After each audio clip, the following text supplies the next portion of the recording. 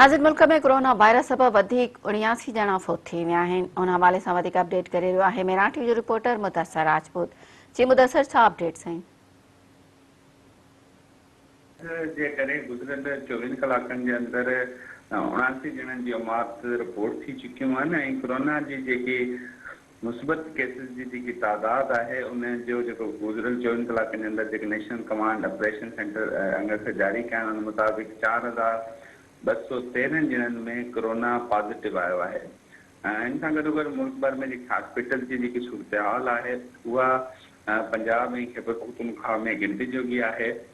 मर्दान में 80% जेके आहिनि ऑक्सीजन बेड ऑक्यूपाइड आहिनि, मुल्तान में 74%, लाहौर में 70% ऐं गुजरांवाला में 57% ऐं साॻी रीति ऑक्सीजन बेड जी बि सूरत हाल खैबर पख्तूनख्वा जे शहर मर्दान में 70% ऑक्सीजन बेड ऑक्यूपाइड आहिनि ऐं पेशावर में 65% ऐं मुल्क भर में कोरोना वैक्सीन जो हिकु अमल भी शुरू थी चुको आहे ऐं गुज़िरियल हफ़्ते 10 लाख वैक्सीन भी नूर खान एयरबेस पहुती हुई। उनखे लॻाइण जो सिलसिलो शुरू थियो आहे। नेशनल कमांड ऑपरेशन सेंटर पारां कोरोना वैक्सीन खे जेकी फौरी तौर ते लॻाइण जे लाइ टीमनि जे हवाले सां जेके घर घर टीमनि जो बि शुरू करण जो बि फ़ैसिलो कयो वियो आहे। जेके 65 साल खां मथे जेके बुज़ुर्ग शहरी आहिनि उन्हनि खे बि घर से वैक्सीन लगाने के लिए तजवीज़ ज़ेर गौर है।